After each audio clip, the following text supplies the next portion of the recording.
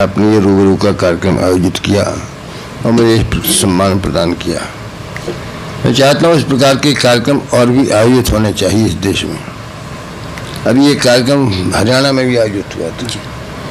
ये हिंदी संस्थान वाले इसको आमना सामना कहते हैं, आमना सामने के नाम से आयोजित करते हैं। इससे क्या होता है कि कवि का पूरा परिचय आपको प्राप्त हो जाता है। वो कितना उथला है, कितना गहरा है, कितना उसने काव्य में काम किया है, कितना सृजन किया है, कितना निरर्थक लिखा है, इसका पता आपको चल जाता है। और आज आवश्यकता इसलिए बढ़ गई, कवि सम्मेलनों के माध्यम से आज कविता जहाँ पहुँच गई वो चुटकुलेबाजी बन गई, बहुत सस्ती हो गई। इस प्रकार के छोटे छोटे आयोजनों से फिर सही कविता की पहचान आपको हो सकती है। इसके लिए मैं आप सब लोगों को, अधिकारियों को, बहन दुर्गा जी को, सब लोगों को आपको बहुत बहुत साधुवाद देता हूँ। आपका प्रश्न है कि मैं नीरज कैसे बन गया, ये तो मैं नहीं जानता। अगर आप नीरज कवि की बात करते हैं तो बात दूसरी है, लेकिन नाम की बात करते हो दूसरी बात है। कवि के रूप में पूछिए कभी आप नीरज कैसे बने। देखिए मेरे घर में कोई भी पढ़ा लिखा नहीं था। हमारे बाप मवेशी खाने में 6 रुपये कम हो रहे थे, बिगड़े हुए रईस। न माँ पढ़ी न बाप पढ़े। हम लोग बचपन में पिता की मृत्यु हो गई थी, आवारा हो गए थे एक प्रकार से। मैं गोली चट खेलता था, बीड़ी पीना शुरू किया 7 वर्ष की उम्र से भी पी रहा हूँ। मेरा छोटा भाई दंड बैठक करता था, भंग खाता था, जमुना में गूते लगाता था, पहलवान करता था। ये सब लोग हमें एक प्रकार समझ रहे थे। हमारी माँ से कहा करते कि चारों बच्चे आपके बेकार हुए जा रहे हैं। तुम्हारी माँ को एक आस्था थी बड़ी सुंदर, वो होगा आज के मनुष्य के पास नहीं। वो बोली ठीक है हमारे सही, लेकिन एक एक बच्चा के टुकड़ा भी हमको देगा तो हमारा पेट भर जाएगा। ये हमारे 4 बच्चे 4 रत्न हैं, इनमें एक भी अगर बन गया तो हमारा जीवन कल्याण हो जाएगा। ये आस्था वो 39 वर्ष की उम्र में विधवा हो गई थी और 85 की उम्र में उनकी मृत्यु हुई। तो हमें शाम को बच्चों को छोटों को अपने पास लिटाल के भजन बहुत अच्छे गाती थी। संध्या को भजन गाती, बड़ी सुंदर आवाज़ थी उनकी, बड़ी मार्मिक आवाज़ थी और कहानियाँ सुनाती थी आध्यात्मिक। तो उन आध्यात्मिक कहानियों का प्रभाव पड़ा मेरे मन पर, साथ साथ उनकी आवाज़ मुझे मिल गई और उनकी आस्था मुझे प्राप्त हो गई। हमारे यहाँ कोई नहीं था, तो संभवतः मेरा थोड़ा आध्यात्मिक प्रकार का आदमी हूँ। मैं मानता हूँ मनुष्य का एक जन्म नहीं होता। बुद्ध को 705 जन्म लेने पड़े थे बुद्ध बनने के लिए। तो शायद मुझे कवि बनने के लिए 2-4 पिछले जन्मों का संस्कार ही उसे मुझे कवि बना दिया। इसलिए मैंने गीत लिखा, एक दोहा लिखा, आत्मा के सौंदर्य का शब्द रूप है काव्य। कवि बनना आसान नहीं है। हमारे कवि क्या क्या, कवि मनीषी प्रभु स्वयंभू। कवि जो है ब्रह्मा है, सृष्टा है, रचयिता है, क्रिएटर है, सीयर है। तो आसान बात तो नहीं है। तो कोई पिछले जन्म का संस्कार होता है, बुद्ध को बुद्ध बना दिया। इसलिए पिछले जन्म के किसी संस्कार ने मुझे कवि बनाया। उसको मैंने कहा आत्मा के सौंदर्य का शब्द रूप है काव्य। मानव होना भाग्य है, कवि होना सौभाग्य। तो मुझे सौभाग्य प्राप्त हुआ, शायद पिछले जन्म का संस्कार था। दूसरी चीज ये थी, और कोई प्रश्न आप? हाँ नहीं ऐसा नीरज जी ने बताया कि वो कैसे कवि बने। मुझे कुछ पंक्तियाँ याद आ रही हैं फिर नीरज जी की। गीत उन्मन है, गजल चुप है, रुबाई है दुखी। ऐसे माहौल में नीरज को बुलाया जाए, तो नीरज को बुलाया गया। मैं एक बात और कहूँगा नीरज जी, लगभग 50 वर्ष पूर्व आपकी एक गीत छपा था सरिता में, पंथ की कठिनाइयों से मान लूं मैं हार, ये संभव नहीं है। मैं बढ़ा जब रोकने दीवार सी दुनिया खड़ी थी। मैं हंसा तब भी बनी जब आंख सावन की झड़ी थी। मुस्कुराकर उस समय भी गीत में गाता रहा था, जबकि मेरे सामने खुद लाश ही मेरी पड़ी थी। आज है यदि देह लथपथ कंटकित मग, रक्तमय पग मैं बनूं जड़ धूल का आधार, ये संभव नहीं है। पंथ की कठिनाइयों से मान लूं मैं हार, ये संभव नहीं है। नीरज ने जब ये लिखा आज से 50 वर्ष पूर्व, तो मैं जानना चाहूँगा कि कौन कौन सी कठिनाइयाँ थी जो आपके रास्ते में आई और जिनको आपने, जिनके सामने नत होना आपने अस्वीकार कर दिया, तो जरा कृपया। देखिए 6 वर्ष का जब मैं था तब मेरे पिता की मृत्यु हो गई थी और हम लोग गरीब थे, बहुत ही गरीब थे। हमारी माँ मुझे पढ़ा नहीं सकती थी, तो मुझे अपनी बुआ के पास एटा पढ़ने के लिए भेज दिया गया। मैं वहाँ पढ़ा, मेरे छोटे भाई वहाँ पढ़ते रहे। छोटा भाई था 1 महीने का जब मेरे पिता की मृत्यु हुई थी। मैं 6 वर्ष का, मुझसे छोटा भाई 3 वर्ष का, मुझसे बड़े भाई 9 वर्ष के। हमारी 9 वर्ष के बड़े भाई तो ने पढ़ना लिखना सब छोड़ दिया, आवारागर्दी करने लगी। मैं पढ़ता था वहाँ और मेरे फूफा जी 5 रुपये महीना मेरी माँ को भेजते थे, उससे पूरे परिवार का गुजारा होता था। हाई स्कूल पास मैंने किया वहाँ से एटा से, first class and 16th position. और उस समय बिजली नहीं थी, लालटेन की रोशनी में पढ़ा करता था, उस समय पंखे नहीं लगे थे। जब मैं वहाँ से पढ़ के आया तो फिर फूफा जी मेरे कहा भाई अब तुम पढ़ लिख गए, अब मैं नहीं भेज पाऊँगा। मैं ठीक है, आपको सही है। तो मुझे क्या क्या करना पड़ा, कभी ट्यूशन की, कभी कोर्ट में बैठकर टाइप किया जाके, कभी मेले में जाकर पान बीड़ी बेचा, कभी कुछ नहीं हुआ जन्ना डूब डूब के पैसे निकाले। इस प्रकार का मैंने संघर्ष किया। लेकिन ऐसा मैंने इसलिए किया, लोगों ने कहा तुम कास्ट के बच्चों को बीड़ी पान बेचोगे। मैंने इसमें क्या बुरी बात है, कोई चोरी थोड़ी कर रहा। श्रम को मैंने बहुत बड़ी चीज़ माना जीवन। कोई आदमी श्रम कर रहा है, झाड़ू लगा रहा है, गलत काम क्या कर रहा है, क्यों है? श्रम का महत्व इस देश ने समझा नहीं।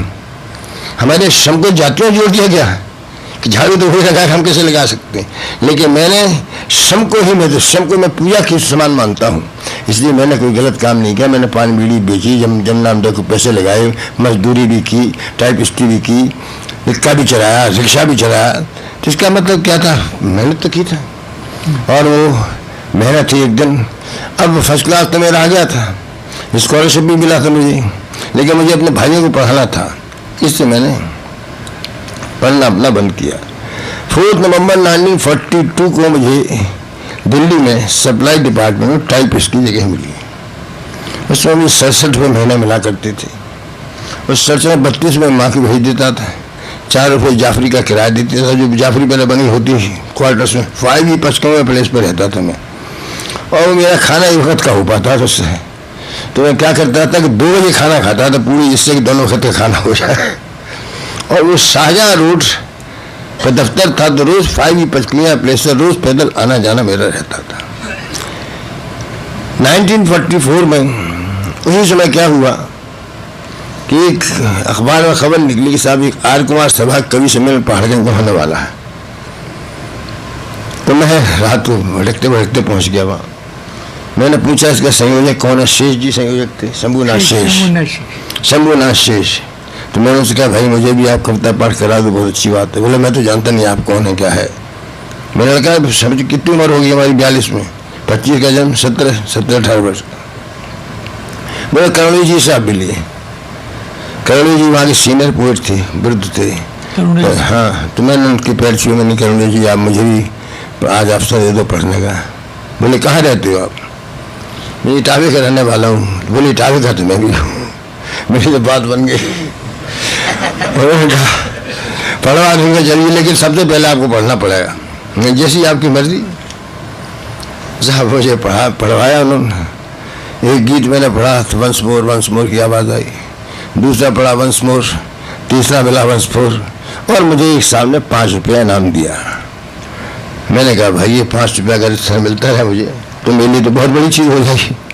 5 रुपये जो है उस समय वैल्यू थी 5 की, आज का 5 बात मत करिएगा, बहुत बड़ी सुमन जी भी तो थे उसमें। नहीं, सुमन मेरी लोकल प्रोग्राम था। अब वो क्या होता है मनुष्य का, शेमचंद सुमन तो दूसरी बात है, वो दूसरी घटना है। तो क्या होता है कि आदमी का यश जो है सुगंध के समान होता है। फूल तो झड़ जाता है लेकिन खुशबू चारों तरफ फैल जाती। फूल कांटों में वृथा ही झड़ गया, घूम आई गंध पर संसार। इसी प्रकार से मनुष्य का यश होता है। तो मैंने पढ़ा, सारी दिल्ली में शोर होगा कि लड़का कहीं से आया नया, ये तो बहुत बढ़िया पढ़ता है भाई। अब मुझे आसपास बुलाया जाने लगा, दिल्ली में तो बुलाया जाना, मेरठ बुलाया गया। मेरठ कॉलेज में गया, मुझे देख के बोले गिव हिम फीडिंग बोतल, ये कहते। जब मैंने पढ़ा तो सारे हॉल में सन्नाटा, बुलाया जाने लगा। उसी समय 1944 में एक शिमला कॉन्फ्रेंस हुई थी, गांधी जन्ना मीटिंग, देश की आज़ादी के संबंध में। तो मैंने गीत लिखा था, आज मिला गंगा जल जल जमजम का। तो कभी समय पढ़ रहा था मैं, तो वो कब समाप्त हुआ तो बुजुर्ग ने कहा, साहबजादे यहाँ ये क्या करते हैं आप? मैं sir, I am typist, what are you getting? 67 rupees per month. बोले come on, tomorrow join my office, I will make you Hindi literary assistant and you will get 120 rupees per month. 120 रुपया 44 में भरी हुई नहीं था। साहब मैं रिजाइन करके पहुंच गया। मैंने बुलाया था, वो हफीज जालंधरी। अब ऑफिस था 4 अंडर हिल रोड पर, और वो जो डिपार्टमेंट था उसका नाम था सॉन्ग पब्लिसिटी ऑर्गेनाइजेशन। उसका काम ये था कि सरकार की योजना को कवि सम्मेलन और मुशायरों के माध्यम से प्रचार करो जी। तो अब मैंने ज्वाइन तो कर लिया, लेकिन मैं खुद खादी पहना था। 42 के मूवमेंट जब चला था ना, तो उसमें 2-4 दिन जेल भी रहा था। तो मैंने कहा, तो बड़ा देशद्रोह का काम भाई, सरकार की योजना का प्रचार में करूं। और मुझे दिया गया तो 1 लाख रुपया साल में खर्च करिए आप, और कवि सम्मेलन के माध्यम से सरकार की योजना का प्रचार। हालांकि कोई खास बात नहीं थी उनमें, दिनकटी भी रही थी डायरेक्टर ऑफ पब्लिसिटी पटना में उसमें। तो 1 साल पहले 42 में गया था वहाँ देहरादून। तो रशीद अहमद बुखारी वहाँ डिप्टी कलेक्टर थे, उन्होंने मुझे बुलाया था। उन्होंने बुलाया तो पहले स्टेशन ढूंढते फिरे कि नीरज साहब कौन से, नीरज साहब कौन से। मैं उतरा, मैंने देखा कि लोग कुछ ढूंढ रहे हैं किसी। तो मैंने उनसे कहा, साहब आप किसको तलाश कर रहे हैं? बोले साहब नीरज साहब आने वाले थे। इससे मैंने, साहब नहीं। बोले आप नीरज? मैं तो समझा तो कोई वेस्टर्न पहने हुए छड़े लिए कोई आदमी हुआ है, तो आप नीरज? मैंने हाँ साहब सुना। अच्छा साहब, मैंने पढ़ा तो बहुत प्रभावित हुए। वो बोले कल यहाँ बहुत बड़ा मुशायरा होने वाला है, हम चाहते हैं कि आप कुछ जिगर साहब को सुनवाते हैं। जिगर अपने समय के शहंशाही तरन्नुम कही जाते थे गज़ल में। हमने कहा साहब छुट्टी आप ले लीजिए टेलीफोन करके वहाँ। उन्होंने टेलीफोन की छुट्टी ले ली। मैंने मुशायरे में ले गए मुझे जिगर साहब के पास। बोले साहब मैं इस बच्चे को सुनवाना चाहता हूँ आपको। बोले ज़रूर ज़रूर। तो मुशायरे में आई, मुझसे का आगाज़ आपसे ही होगा। जिगर साहब आके पीछे बैठ गए ऐसे, और मेरे पीठ पर हाथ रख के बोला, पढ़ो बेटा पढ़ो। मैंने एक गीत पढ़ा, बोले और पढ़ो। एक दूसरा पढ़ा, बोले और पढ़िए आप। 3 पढ़े। उसके बाद माइक पे आके बोले, उम्र दराज हो इस बच्चे की, ऐसा पढ़ता है जैसे नगमा गूंजता है। ये उसकी जिगर साहब की शेर थी। अब 1943 में घटना घटी। 1944 में मैं वहाँ कवि सम्मेलन सरकारी करने गया देहरादून। तो मैं उसके पहले 1943 में कलकत्ता गया था, जब अकाल पड़ रहा था बहुत भयानक। वहाँ मैंने आदमी की जो शक्ल देखी थी, द्रवित हो गया था। कुत्तों से लड़ रहा था आदमी जूठन के लिए, हड्डियों के ढांचे कुत्तों से लड़ रहे जूठन के लिए। तो फिर मैंने कविता लिखी थी, मैं विद्रोही हूँ जग में विद्रोह कराने आया हूँ, क्रांति क्रांति का सरोज सुनहरा। बड़ी लोकप्रिय कविता हुई थी वो। तो वही मैंने कवि सम्मेलन पढ़ी वहाँ। अपने मित्रों से कह दिया फाइल के लिए कुछ लिख के देता ना, लेकिन पढ़ना तुम्हारी जो मर्जी हो। तो जब कवि सम्मेलन समाप्त हो गया, रशीद अहमद ने बुलाया है बुखारी साहब ने। बोले बेटे पहले तो मैं ही बंद कर देता तुम, लेकिन अब तुम दिल्ली मत जाना, कि उस CID ने रिपोर्ट कर दी है कि तुम सरकार के पैसे सरकार के खिलाफ प्रचार कर रहे हो। तो मैं रहता तो उसमें शादरी में, तो मैं शादी में सीधा कानपुर भाग गया। वहाँ से कानपुर भाग गया। तो कानपुर जिनके मैंने ट्यूशन की थी टावे में, उनके बड़े भाई थे फरहत कानपुरी, वो अच्छे वकील थे। उनके पास गए, मेरे दादा ऐसे ही बात बोले, चिंता भाई यहाँ रहो तुम, कोई नहीं। अब उनका ये था, शायर थे बड़े, उनका शाम को दस्तरख्वान लगता था। IG भी आ रहे हैं, SP भी आ रहे हैं, कल ये सब लोग शाम को दस्तरख्वान जमता है। इतना पड़ेगा, कोई चिंता की बात नहीं। साहब वहाँ रहा। 2-3 महीने बाद मैंने जब माँ के लिए कहाँ से पैसा भेजूँ, बोले चिंता मत करो तुम, मैं 50वें महीने में भेजूँगा। वो 50वें महीने मेरी माँ को भेजते रहते। बोले जब तुम्हें नौकरी लग जाए तब दे देना। 1 महीने रहा, फिर बोले शेड्यूल से उनके साधु आए थे शिव प्रसाद निगम, वो कत्थे के व्यापारी थे, और वहाँ आए और सुना, बड़े शौकीन थे। बोले यार चलो हमारे शहडोल चलते हैं। तो शहडोल हमको लेके, शहडोल जो रीवा के वो अमरकंटक के उसमें है। तो उनका काम क्या था कि दस्तरखानों का अलग था, बैठक खाना अलग, घर खाना अलग था। वो घर जाते नहीं थे, वहीं रहते थे, शराब पीना और अपना मीट वीट पकाना खाना और बंदूक साफ करना। बोले चलो शिकार में चलते। तो साहब 2 महीने में उनके साथ शिकार में जंगलों में रहा और उन्हीं के साथ रह कर के वो आदिवासियों जो महुआ बनाया करती थी वो पीना शुरू किया। दिन में तो पनपियाई भी खेलते थे शिकार, और रात में मचान में बैठ जाया करते थे, सोते थे बंदूकें लगा लगा के। अगर आपने जंगल में कभी शेर को देखा हो तो आप देखते रह जाए कि जंगल में शेर की क्या हालत, क्या होता है शंकर, और पिंजरे का शेर क्या होता है। मचान पर हम लोग बैठते थे और ये शिकार का नियम ये होता कि आप सफ़ेद कपड़े नहीं पहन सकते, आप बीड़ी सिगरेट भी नहीं पी सकते, क्योंकि रात में जो बीड़ी सिगरेट की खुशबू होती है वो सारे जंगल में फैल जाती है, जानवर भाग जाया करता है। तो 4 लोग थे, एक मचान पर 2 हम और शिव प्रसाद, एक दूसरे मचान पर। तो एक रात शेर दहाड़ा और करीब 5 किलोमीटर दूर होगा वो। तो जो उसने दहाड़ा तो सारे जंगल में शोर होगा, कोई इधर भाग रहा, कोई इधर भाग रहा, कोई लोमड़ी भाग रही है, बंदर के बच्चे चीख चीख नीचे गिर रहे हैं। ये शेर का आतंक होता है। खैर उसके बाद वहाँ आया, लौट करके आया तो जो डीएवी कॉलेज के जो प्रेसिडेंट थे बाबू ब्रेन स्वरूप, अपने समय के बहुत बड़े वकील थे वहाँ। तो उनके मुझे पार्ट टाइम जॉब 50 रुपये का मिल गया। अब मैंने उनसे एक बात सीखी, बूढ़े आदमी थे लेकिन 2 बजे तक काम करते थे साहब, और एक मुझसे टाइप करा ड्राफ्ट, फिर पढ़ा, फिर करेक्शन की, फिर मैं दूसरा टाइप किया, फिर देखा, फिर करेक्शन।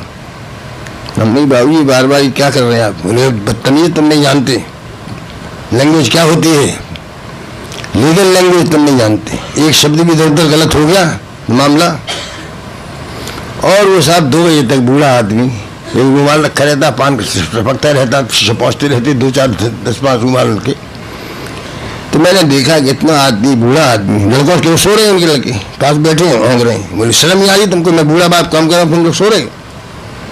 यानी एक आदमी पुरुषार्थ पराक्रम के बल से कहाँ पहुँच सकता है। अपने समय के बहुत बड़े वकील थे, डॉक्टर के.एन. कार्डजी थे, डॉक्टर के.एन. कार्डजी बहुत बड़े वकील थे। उन्होंने अपने लड़के को उनके पास ट्रेनिंग के लिए भेजा कि ड्राफ्टिंग कैसे किया जाता।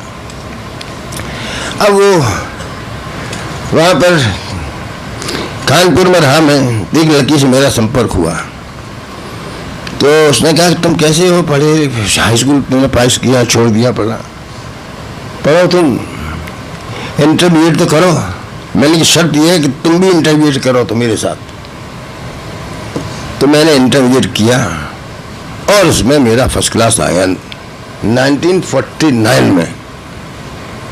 अब बीए की बात आई। अब देखिए नेचर कहाँ सहायता करती थी, कहाँ कौन सा काम है, समझने की बात है ये। मैं समझता हूँ बहुत ज़्यादा बोल गया हूँ, लेकिन फिर भी बता रहा हूँ, आप पूरी कहानी सुनाऊँ तो अच्छा ही है। कि मैंने 50 रुपये की नौकरी की थी डीएवी कॉलेज के मैनेजमेंट में, और बीए प्राइवेट में होता था पहले। सब प्रोफेसर से मेरा परिचय हो गया था और लोकप्रिय हो गया था कवि के रूप में मैं। तो मैंने सबसे कहा साहब मैं आ तो नहीं सकता हूँ लेकिन पढ़ना चाहता हूँ। बोले अटेंडेंस हम दे देंगे, लेकिन एक व्यक्ति है त्रिवेदी जी, वो आपको अटेंडेंस नहीं देंगे, याद रखना। मैंने ठीक है, किसी तरह बात करेंगे। मैंने सब्जेक्ट ली Hindi literature, English literature, economics, और मैं उसमें 2 नौकरियाँ कर रहा था। 9 to 5 वर्ल्ड कप प्रदर्शन में एस स्टेनोग्राफर, और एक 6 to 5 की पार्ट टाइम जॉब। लेकिन वो जो त्रिवेदी जी का क्लास था वो 1:30 बजे शुरू होता जब मेरा लंच होता था। तो बस वो लंच के समय साइकिल ली भागा और जो गोपाल दास सक्सेना, यस सर, और गए। कहाँ नेचर सहायता कर रही है। वो 50 रुपये की नौकरी कहाँ काम आई, देखिए 50 रुपये की नौकरी कहाँ काम आई कि सारे परिचय हो गया। And I got first class and 4th position Agra university. अब को और कहानी लंबी हो जाएगी आपको, चलो बोलो आप आगे बता दें। नीरज जी, मुझे जानकारी है कि आपने 1955 में कारवां गुजर गया लिखा था। तो मेरे ख्याल से उस समय आपकी उम्र, जैसा आपने बताया 4 जनवरी 1925 में आप पैदा हुए, तब आप 30 वर्ष के रहे होंगे। 1955 में लिखा। तो 55 में लिखा तो 30 वर्ष हुए। तो इतनी जल्दी आपका कारवां कैसे गुजर गया? ये कारवां मेरा नहीं गुजरा, ये सबका एक बार गुजर जाता है। इसका मतलब क्या था? किलो प्रूफ हुआ, कारवां गुजर गया वो बात देखते रहे। ये पंक्ति सारे विश्व में पॉपुलर है। मैं अमेरिका गया तब मेरा परिचय इसी से कराया गया, अब ऑस्ट्रेलिया गया तब इसी परिचय हुआ, लंदन गया इसी से परिचय हुआ, यहाँ भी गया मैं। अधूरा है जब तक आप आकर नहीं, मैं सुना दूंगा। इससे क्या है कि हर आदमी सपने बनाता है जीवन में, क्यों साहब? कुछ ना कुछ सपने देखता है। बहुत कम सौभाग्यशाली लोग ऐसे होते हैं कि सारे सपने पूरे हो जाएं। कुछ ना कुछ सपने अवश्य टूट जाते हैं। जब ये कोई सपना टूटता है तब इसके मुंह से निकलता है कारवां गुजर गया वो बात देखते। तो ये जिंदगी की मेरी कहानी नहीं। मैंने सपने बहुत से बनाए थे, सपने टूट गए बहुत से।